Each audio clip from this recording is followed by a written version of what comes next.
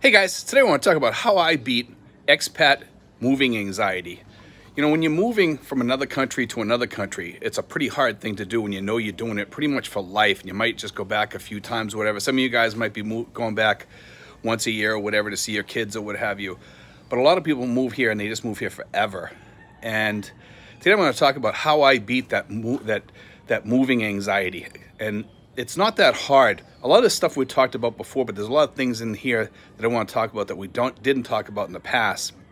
But a lot of stuff we're going to touch on more than once because it's kind of important that we do touch on all this stuff. And this is when you first get ready to start moving, you want to have a plan in place for sure. And we talk about the whiteboard and having the check-off list. We did that the other day, the check-off list. That's the key right there to your anxiety is getting all that stuff checked off before you leave the United States. Go get all that stuff all checked off. That's the key one right there, obviously.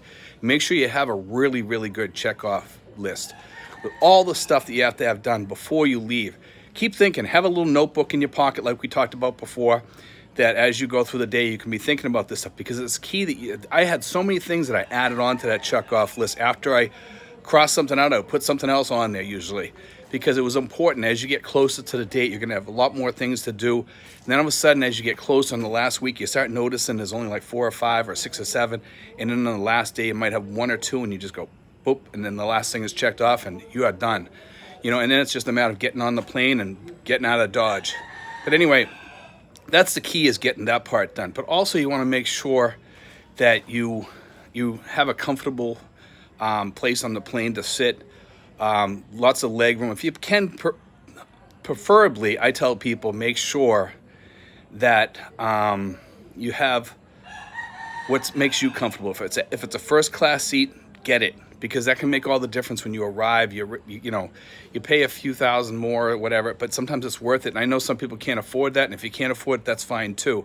But here's the key: when you get there, make sure you have somebody that'll either meet you there or have everything set up at the airport, so that when you get at the airport, you just grab a taxi, go to a hotel room or whatever, and get, I'd say, 2 or 3 days rest. Get your bearings about you and your wits about you, because that's going to be important too, to have that done. But also, I tell people sometimes, if you can have a girl that's going to meet you there, that can make all the difference. It doesn't mean you have to move in with her right away, and tell her that. You know, sometimes I tell people, you know, it's great to have that, and it is great to have that. It doesn't. A lot of guys think, well, if I have a girlfriend, geez, I got to move her in right away. No, it doesn't mean that. You can just tell her, say, well, let's get to know each other before I move you in. Just tell them that. It doesn't take much to say that.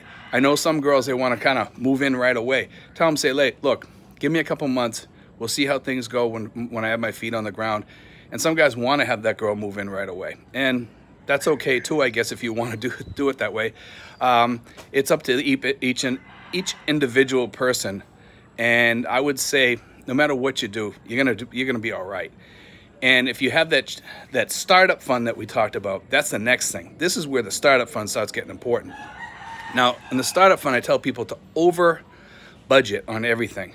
Over budget for your house. Over budget for your electricity. Everything here. Your insurance. Everything should be over budgeted. So that way, if prices have gone up a little bit, or you decide to change something for your house goods, whatever, you always have the extra amount of money. And then when you get done doing all your startup stuff, you're going to have a bunch of money, and you're going to say, okay, what am I going to do with that? Well, you have a choice. Either you can go on a nice little vacation with your girlfriend or whatever, or go on a vacation yourself, or you can put it more towards your startup, your emergency fund, and then have that on top of your emergency fund. Have an emergency fund sitting there, you know, that's bigger than what you thought it was, because that's even better, because you are going to have small emergencies, and that way there you don't feel like, well, geez, I'm taking from my emergency fund. Well, this way here you got a little bit more.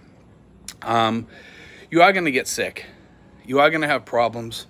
You do want to make sure that all your medical stuff is in order when you arrive here. That's key. Make sure you have all your medicines with you.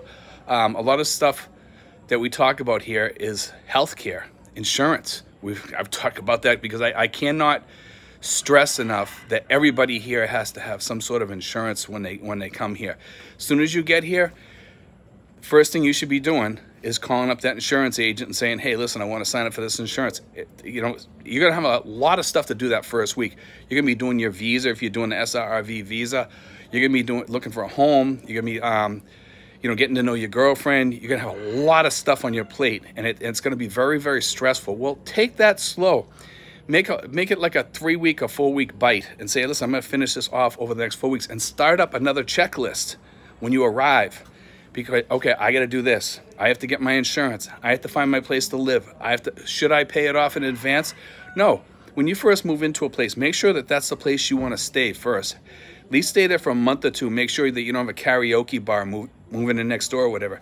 Or a bunch of people next door that are very noisy, or a dog barking out front or whatever. You are going to run into that stuff, and you have to kind of get adjusted to it. We have it here. You can hear a chicken crowing in the background. He's over there. I never hear him because of where I live. I live down the other end. Now, you want to play it safe all the time here. Safety is going to be key. Make sure you move to a place that's safe. If you follow all these guidelines, you're going to be okay. A lot of people, when they come over here, they have anxiety because they did not plan. That's the number one reason. Because when they get here, also phone anxiety. The reason why I tell people, some people wonder why I tell people to go through eBay to get your SIM card and your, you know, the load cards or whatever. The reason why I tell people that is because when you get off the plane, man, you're tired. Okay, to walk up to one of those places, the little stores there at the airport that sell phone cards, they're great. And if you want to do that when you get off the airplane, that's fine too. Somebody was complaining the other day saying, hey, Steve, why don't you just have them do this here? Well, most of the time, a lot of people are exchanging money at the airport or something like that, or at least a little bit of their money so they have some money. Airport's not a good place to exchange money. You're better off exchanging it later on. But if you need some for the hotel or whatever, you might want to try to exchange maybe a little bit of it there, or try to get some money beforehand. But it's usually over here, you're going to get a better rate than back home, and also a better rate than at the airport. When you're outside the airport, you get better rates. So be aware of that. So all this stuff, it adds up to a lot of anxiety. But if you plan, checklists, have another checklist you can do on the airline or whatever, or have a checklist. When you're done with your main checklist, start your checklist of what you need to do when you get off the plane. Okay, there's another checklist all by itself. That's important, because the checklist that you did back home was everything you needed to come over here. Now that you're here, your checklist is going to be, instead of everything to come over here, it's going to be everything I need to get done here so I can have peace here. But anyway, guys, be on top of that stuff. Start paying attention to things, what you think you're going to need over here. You know, you're going to need your electric turned on, your water turned on.